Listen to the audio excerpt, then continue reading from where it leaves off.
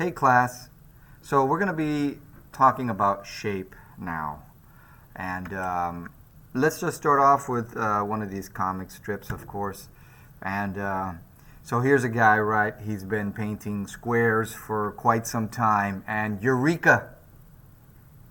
He's had an epiphany or a revelation in his studio. It's a circle. So it's kind of one of these, you know, kind of situations. So let's get to it. Right, shape. A visually perceived area created by an enclosing line, or color, or value. So in other words, a shape is a line that closes in on itself. But a shape could also be a solid color. It could also be just texture that creates a shape. So it doesn't have to have an outline going around it, which is a line that closes in on itself. Now, sometimes shape can be called form, and it gets confusing, right? Because in design, form is the method, is the how you deliver your content. So remember the content and form. Content is what do you want to talk about? Form, how are you going to deliver that message? Whether it be through radio, print, web, commercial, on Instagram or any of these other social media platforms. This is all form. But for shape, at times people talk about the form for shape. So you have to kind of gauge the conversation or how you're using the word form based on the context of what you're talking about. Now, let's go form and figure ground. So figure-ground relationship has a lot to do with,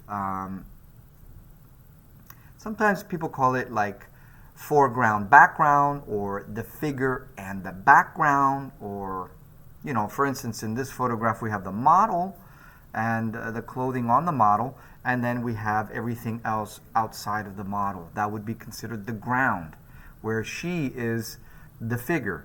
Now, just because they use the word figure, it doesn't mean that it has to be a humanoid person. The figure could be an apple. The figure could be a shape. So the figure is just one thing and how it stands out with its surroundings. So I'm not trying to say background, but I am trying to say its surroundings.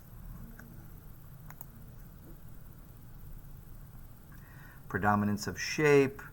So the interesting thing here is that we have this painting, and in this painting, let me see if I have a close-up. In this painting, what we have is a nice rhythm or a nice harmony through repetition. And you can see that the asparagus, because this is a painting of wrapped asparagus, but we have this circular asparagus shape. And this circular shape with this circular bundle and this circular tape and the circles that are in the fabric, this all has a rhythm, a sense of harmony. At the same time, we have variety. We have, some variety of the circle, some of it, oddly shaped or oblong or what have you. So there is some variety, but this painting is very harmonious. There's a lot of harmonizing, even with the color palette. Volume and mass. Volume and mass are used to describe 3D works. Pictures have shapes. Sculptures have masses. So yeah, you can look at a sculptural piece and describe it in the sense of its shape. You can say it's kind of round or circular, but it's still, we're talking about, the mass. So you might say more, instead of circular, you might say spherical or cubic-like rather than square-like.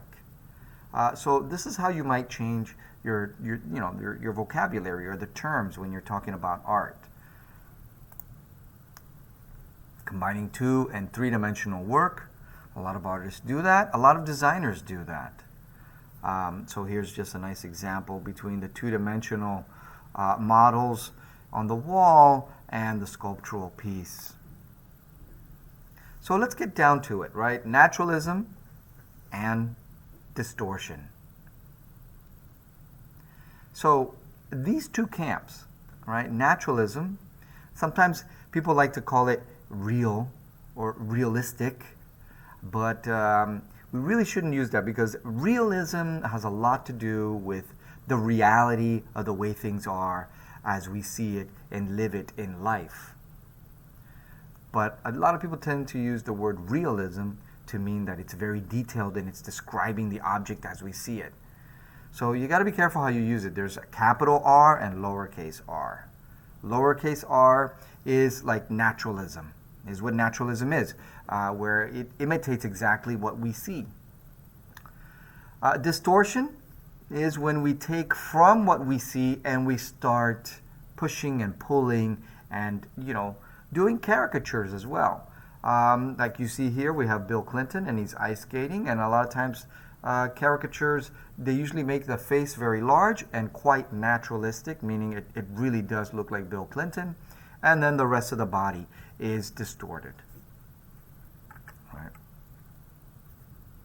Down here on the bottom we have an anamorphic shape, and this painting, which is really interesting, this painting was hung on a staircase, and this, so when you would walk down the staircase or up the staircase in this mansion, you would see this skull that is right here, and it's painted in a distorted manner. So it's distorted. Everything else is very naturalistic. It's amazing. The perspective on the floor or what have you. This is already, after the Renaissance. Distortion and expression. So, you're the designer. You have content. But this is where form takes place. How? How are you going to deliver it? Should you distort what you are trying to convey? Should you keep it natural? So, distortion sometimes falls under expression. And let's take a look at this right here with this Nike advertisement. Now, do basketball players really look like this? No, it's not naturalistic at all. But do you get the feel for the game? Do you get the feel that they're reaching and jumping? And yes, that's what was important for Nike during this ad, right? I mean, look at it. We just see a little shoe on the bottom with the Nike symbol. But really, what we have are two guys, and they're tall, and they're lanky, and they're reaching, and their arms are long, and their hands are big. All of these are distorted elements or features of basketball. So this is where distortion can come in and really help convey a message, rather than it being naturalistic. Naturalism shows nature and life true to what it is. Idealism is a branch of distortion. Now, when we look at this is not idealism. This is distortion. We do have distortion here, and it's quite expressive, but it's not idealism. Idealism is another form of distortion. Okay? And you can see that we have idealism in politics, in fashion, even mannequins. It wasn't that long ago that all mannequins were perfect, like the perfect body for putting clothing in department stores. And that was a very idealized way of displaying clothing. Problem is, at some point, a lot of women were not pleased with that, rightly so, where it's like, okay, we don't all look like that. Same thing with men. We don't all look like muscle builders, right? So talking about that and muscle building, let's look at some examples, right? First, let's look at this. This is naturalism, right? This is a self-portrait. The artist is unashamed, unabashed. She's wearing her gown, her robe. This is kind of how she paints, in her studio at times. Very, natural. Kind of like clothing, bummy clothing, So this is very natural. Whereas for the Greeks and the Romans, think about it. Looking at all the Greek and Roman artworks of ancient times, you would think that everyone was super healthy and working out Everybody was fit. Everybody had perfect calf muscles. Everybody had a six-pack. And that's just not true. It was very idealized, extremely idealized. Excuse me. So abstraction is a form of distortion. Abstraction means to simplify. A lot of times people confuse abstraction with, oh, look at that painting. Oh, I don't know what it is. Doesn't look like much. Well, it's abstract art. That's not true. That's not what it is. Abstract expressionists were painters during the 50s, 1950s and 60s, and what they did was they abstracted emotions, abstracted feelings, and that's what they tried to convey on the canvas, a simplification of their emotions and their feelings and their psychology. So that was why it became like abstract expressionism. But abstraction doesn't mean if you don't understand it, you don't know what it is, must be abstract. No, not true. So abstraction means to simplify. Emojis are abstractions. You know, the happy face, the little circle with the happy face. And what is it an abstraction of? Your face. A feeling. So those are good examples of modern abstractions. Here we have a teapot, and it's a teapot upside down of a duck, so it is somewhat abstracted. How about this painting? I really like this painting as an example of an abstraction. What exactly do you see here? I mean, kind of looks like something familiar. I'm going to leave that up to you because, you know, why ruin it, right? But this is definitely an abstraction. How about some of these masks from Africa? You know, when Picasso started going into, well, right before he went into Cubism, you know, Picasso, living in France, was exposed to a lot of these African masks. And he fell in love with the abstractions of the face. And that's what we have here. These masks are abstractions. They're not naturalistic. But when we look at it, we know what it is. It's a face. And even an emotion of the face. Not all abstraction is geometric. No, we have biomorphic abstractions. You know, as we see here with Ashley Gorky. He always does some weird paintings, right? To me, I don't know, sometimes they look like shoes. Like this looks like shoes. Other times they look like little ghosts or aliens or smoke. I don't know. But his stuff is really interesting. And then we get to non-objective shapes. These are pure forms. This has nothing to do with naturalism. This has nothing to do with distortion, idealism. This just has to do with, it's a circle. That's a pentagon. This is a triangle. This is an isosceles triangle. Right? That's all it is, just shapes. But the mind, we as human beings, we try to make something out of anything we look at. We just try to make sense of it. That's how we're built. That's how we're wired. Right? So, but non-objective means that it is just purely shapes. It's not supposed to be anything else other than color, shape, line, texture, composition, eye movement. That's all it is. Right? Visual design and shape association. So thought. Can any shape truly be non-objective? Depends, I think. Kind of, it depends. Most shapes will evoke a response or carry an emotional reference. So let's look at this piece. What's it look like? It could look like nothing. It could be nothing. I always see a lot of things in these things, right? You know, sometimes I look at this and I think this is some kind of a tomato or a plum. Or I look at this and I think it's some kind of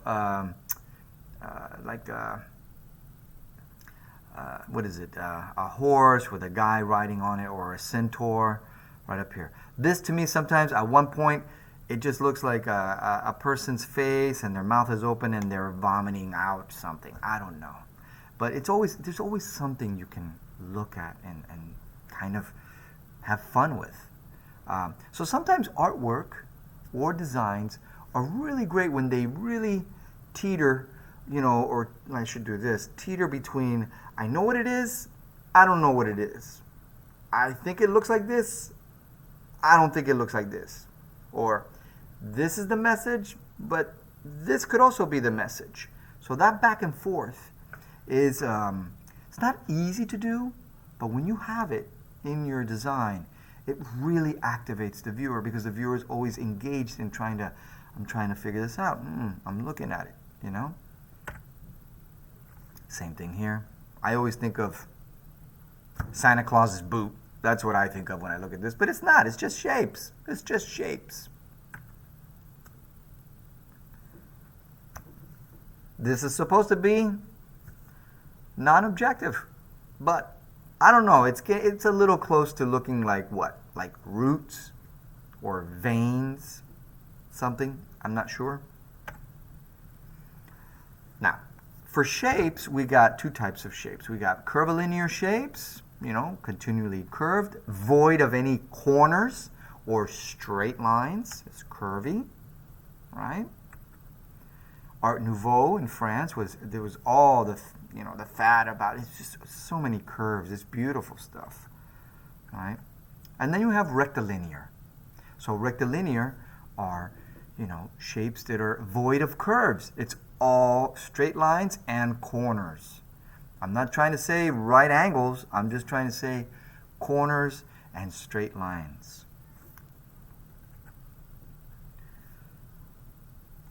I could live in a place like that, maybe, But what the nice thing is about this place is that the inside has a nice contrast, nice variety, where the furniture is curvilinear and the outside structure is very rectilinear. So remember when we talked about having a sense of balance between, something that repeats too much could be boring, and something that doesn't repeat at all and everything is so different can be too chaotic.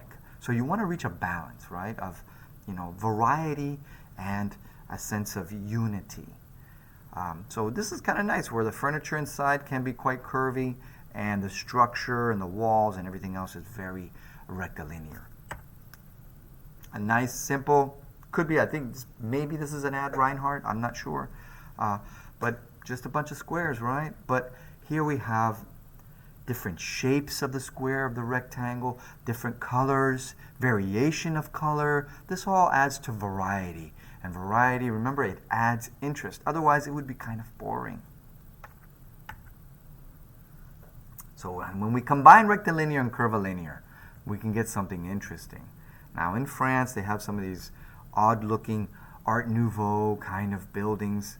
But it is interesting to see this very curvy building with this traditional structural rectilinear building right over here. Positive and negative shape. This has a lot to do also with figure-ground relationship that we spoke about earlier. So the way you break up space with objects and shapes, that ground or background becomes a shape as well. And that could be considered like the negative shape, right? So over here, we have her, positive shape, and we have these shapes right in here, which would be considered negative shapes. Again, where we place these shapes on a composition really changes the energy. And what is the energy?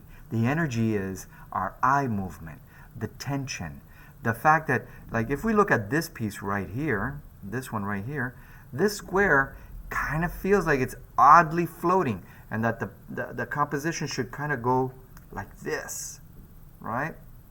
Or this piece, it feels like it's falling, and this one, like it's exiting. Alan Siskin, he's a great photographer. And the way he photographed in New York during the abstract expressionists, right? So you have all these painters in there splashing and throwing paint around, and he's a photographer. So he's like, how can I get in on this game? How can I get in the scene with all this abstract expressionism? And what he did was he would get up close to a lot of posters and billboards, and by simply photographing up close cropped areas, he abstracted. He took out, and he got some nice pieces. Like this is supposed to be the letter R on its side, of course, which is a part of a bigger torn up billboard or poster right here. Yeah, so definitely I would, if you're a photography major or whatnot, I would look up Alan Siskin.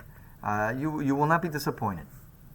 Using negative space in three-dimensional space, meaning like architecture or sculpture, it's very important. Sometimes people overlook it, but I'll tell you what, when you look at a car and you're looking to buy a car and they say it has a moon roof or has a sun roof, that's a negative space. And you're kind of like, hey, I kind of like that. I kind of would like that. I like to break up the inside of my car and, have this space. It makes me feel more expanse. It's different. So, it's everywhere, this idea of negative and positive space and how it affects us. Isolation, integration, I'll leave that up to you guys to read some more. Let's get into emphasis on integration. So, we have 3 examples right here. 1, 2, 3, right? Of ground, or let me say it again, of figure-ground relationship. In this example, and I think this is Seurat, right? George Seurat, yes. He's the guy that does the dots, the paintings, the pointillism, or the stippling, like when we were doing texture. So, in this composition, what do we have? We have a woman, and she's up front, and we have a background, the ground. It's in the back.